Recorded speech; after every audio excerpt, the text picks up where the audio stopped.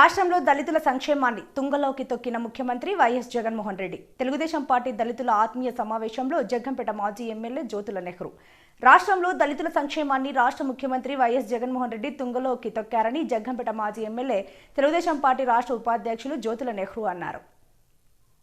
శనివారం సాయంత్రం కిర్లంపూడి మండలం జగపతి నగరం న్యూ మెన్ మిషన్ ఆవరణలో జగ్గంపేట నియోజకవర్గం టీడీపీ ఎస్సీ సెల్ అధ్యక్షుడు సర్పంచ్ గూడాల శ్రీలత రాంబాబు అధ్యక్షతన కిర్లంపూడి మండలం తెలుగుదేశం పార్టీ దళితుల ఆత్మీయ సమావేశం నిర్వహించారు. ఈ సమావేశానికి జగ్గంపేట మాజీ ఎమ్మెల్యే జ్యోతుల నెహ్రూ ముఖ్య అతిథిగా పాల్గొన్నారు. ఈ సందర్భంగా నెహ్రూ మాట్లాడుతూ రాష్ట్రంలో తెలుగుదేశం పార్టీ దళిత సంక్షేమానికి పెద్దపీట వేస్తే ముఖ్యమంత్రి జగన్మోహన్ రెడ్డి అధికారంలో వచ్చాక దళిత సంక్షేమాన్ని విస్మరించడమే కాకుండా దళితులను అన్ని విధాలా మోసం చేశారన్నారు. భారత రాజ్యాంగ నిర్మాత డాక్టర్ బిఆర్ అంబేద్కర్ రచించిన రాజ్యాంగానికి అనుగుణంగా ఇందిరమ్మ పరిపాలన అందించి దళితుల్లో చెరగని ముద్ర వేసుకుంటే రాష్ట్రంలో నందమూరి తారక రామారావు తెలుగుదేశం పార్టీ స్థాపించి కూడు గూడ గుడ్డ నినాదంతో అధికారంలోకి వచ్చి దళితులకు అనేక సంక్షేమ పథకాలు అందించిన ఘనత ఆయనకే దక్కుతుందన్నారు. చంద్రబాబు అధికారంలోకి వచ్చాక అనేక మంది యువతకు విద్య ఉపాధి అవకాశాలు కల్పించారన్నారు. ఈ కార్యక్రమంలో గూడాల రాంబాబుతో పాటు పలువురు ఎస్సీ నాయకులు మాట్లాడుతూ ముఖ్యమంత్రి జగన్మోహన్ రెడ్డి అధికారంలోకి వచ్చాక ఎస్సీ కార్పొరేషన్ పూర్తిగా నిర్వీర్యం చేయడమే కాకుండా సుమారు 28 దళిత సంక్షేమ పథకాలు రద్దు చేసి రాష్ట్రంలో దళితులకు తీరని అన్యాయం చేశారన్నారు. రాష్ట్రంలో మళ్లీ జగన్మోహన్ రెడ్డి అధికారంలోకి వస్తే యువతకు భవిష్యత్తు లేకుండా పోతుందన్నారు. రానున్న ఎన్నికల్లో దళితులంతా ఏకమై ముఖ్యమంత్రి జగన్మోహన్ రెడ్డిని గద్దె దింపేందుకు సిద్ధంగా ఉండాలన్నారు. జగ్గంపేట నియోజకవర్గం నుండి మన అందరి ఆశా జ్యోతి జ్యోతుల నెహ్రూను అత్యధిక మెజార్టీతో గెలిపించుకోవడమే కాకుండా రాష్ట్రంలో తెలుగుదేశం పార్టీని అధికారంలోకి తీసుకురావడానికి దళితులంతా కలిసి పనిచేయాలన్నారు. ఈ కార్యక్రమంలో మండల టీడీపీ అధ్యక్షులు చదరం చెంటిబాబు, తెలుగుదేశం పార్టీ జిల్లా కార్యదర్శి ధారా యేసురత్నం, గోకవరం మాజీ మండల అధ్యక్షులు ఈది అశోక్, గండేపల్లి ఎస్సీసెల్ అధ్యక్షులు పెదపాటి శుభాకర్, కిర్లంపూడి మండలం ఎస్సీసెల్ ఉపాధ్యక్షులు గెడ్డెం నూకరాజు, తాతపూడి సింహాచలం, బత్తుల స్వామి సీనియర్ నాయకులు మూరా సత్యబాబు, కిర్లంపూడి మండలం టీడీపీ ఎస్సీసెల్ అధ్యక్షుడు పురం హరీష్, సీనియర్ నాయకులు గూడాల చిట్టిబాబు, మాజీ సర్పంచ్ కడారి లక్ష్మి, కట్టు నాని, మందేటి ముంగర్లయ్య, దూలపల్లి రమణ, పార్టీ నాయకులు కుర్లా చిన్నబాబు, తూము కుమార్, కాల వెంకటేష్, ఆల శ్రీమన్నారాయణ, కంచుమర్తి రాఘవ, మండలంలోని పలు గ్రామాలకు చెందిన తెలుగుదేశం పార్టీకి చెందిన దళిత సోదరులు పాల్గొన్నారు. డబ్బులు కూడా జగన్మోహన్ రెడ్డి ఖాతాలకు పోతుంది. అనేక రకాల ఇబ్బందులు దళితులకి తీవ్ర అన్యాయం చేస్తాడు జగన్మోహన్ రెడ్డి.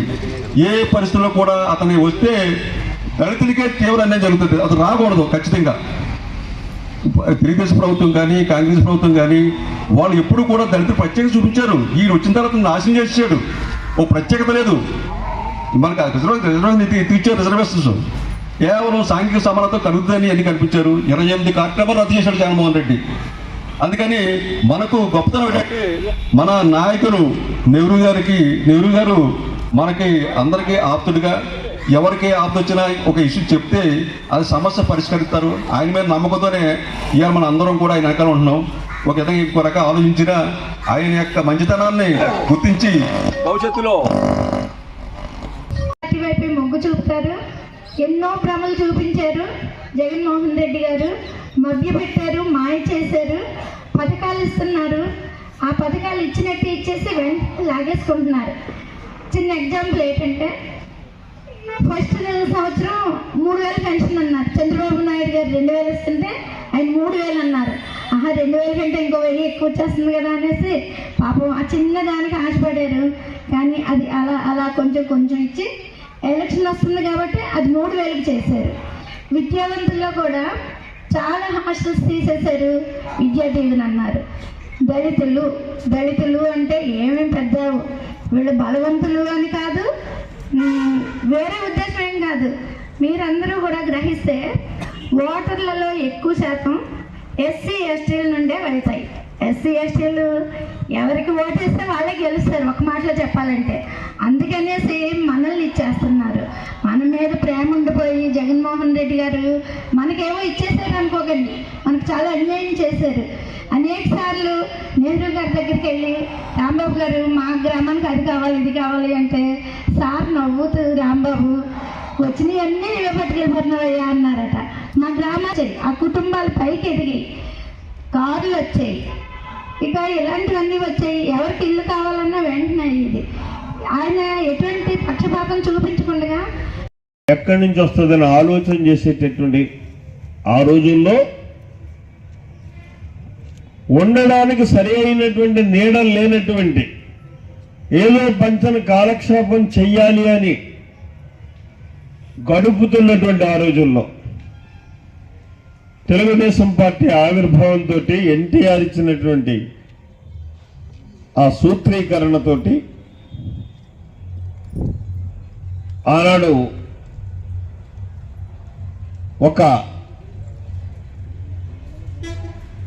మీ జీవితాల్లో ఒక మార్పు రావడం ప్రారంభించింది. మీ కష్టంతో మీరు జీవించడానికి కలిగేటటువంటి అవకాశం. 2 రూపాయలకే కిలో బియ్యం ఆ రోజు కట్టుకోగలగడమే కాదు, కట్టించినటువంటి ఇల్లు ఇందిరాగాంధీ గారు కట్టించారు. 600 రూపాయలతోటి పూరుపాకలు వేశారు. అంటే ఆ రోజు అది గొప్ప. ఆ పూరుపాక 4 తాటాకులు కూడా కట్టుకోలేనటువంటి దుర్భర పరిస్థితుల్లో నాడు ప్రజలు ఉండేవారు. ఆవిడ చేసింది ఒక మహత్కార్యంగానే ఆ రోజు భావించాం. ఎన్టీ రామారావు గారు వచ్చిన తర్వాత పక్కా గృహ నిర్మాణాలు చేశాం. 3,000 రూపాయల దగ్గర నుంచి 6,000 రూపాయల దాకా కూడా పెంచి ఇల్లు కట్టినటువంటి పరిస్థితి. ఆ రోజు 50% శరిశకం. ఒక 100 ఇల్లు కిర్లంపూడిలో కట్టాలి అనుకుంటే 50 ఇల్లు ఎస్సీ సోదరులకే కట్టినటువంటి పరిస్థితి.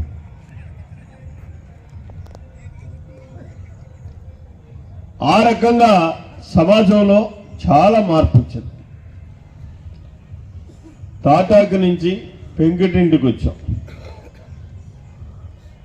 అంటే ఎవరు ఏం చేశారు అన్న దాన్ని మనం ఒక్కసారి మనన చేసుకోగలిగితే ఏ పార్టీ వల్ల ఈ సమాజం ఉపయోగపడ్డది, మెరుగైనటువంటి జీవితాల్లోకి రాగలిగింది అన్న దాని మీద మనం ఆలోచన చేసుకోవాలి. అది మీరు గ్రామాల్లోకి వెళ్ళి చెప్పాల్సినటువంటి అవసరం ఉంటుంది. అయితే ఎన్టీఆర్ కాలక్రమేణా ఎన్టీఆర్ పాలన పోవడం, చంద్రబాబు నాయుడు గారు రావడం, ఆయన ఒక విజనరీతో ఇక్కడ ఆకలి సమస్య తీరింది. అంటే సమూలంగా తీరిపోయింది 100% అని నేను అన్నాను. మెజారిటీ ప్రజలకి ఆకలి సమస్య తీరింది. కట్టుకోవడానికి బట్ట దొరికింది, ఉండడానికి ఇల్లు దొరికింది. ఇంకావాల్సిందేంటి? సమాజంలో పక్కవాడు ఉన్నతమైనటువంటి స్థానంలో ఉన్నవాడు అనుభవించేటటువంటి హక్కులను మనం పొందాల్సినటువంటి ఆలోచన ఆ రోజు మీలో కూడా ప్రారంభమైంది. దాన్ని అనుసరించే చంద్రబాబు నాయుడు గారు విద్యకు ప్రాధాన్యతనిచ్చాడు, అభివృద్ధికి ప్రాధాన్యతనిచ్చాడు, వనరులు సమకూర్చగలిగాడు, ఆ వనరుల్లో మీ శాతం మీకు అందివ్వగలిగాడు.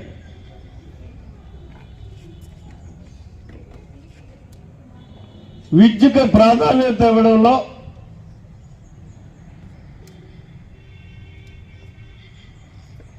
మీ కుటుంబాల నుంచి కూడా ఎంతో మంది ఉద్యోగస్తులుగా, ఐటీ ఉద్యోగస్తులుగా, లేదు ఇతర ఉద్యోగాలు, గవర్నమెంట్లో ఉద్యోగాలు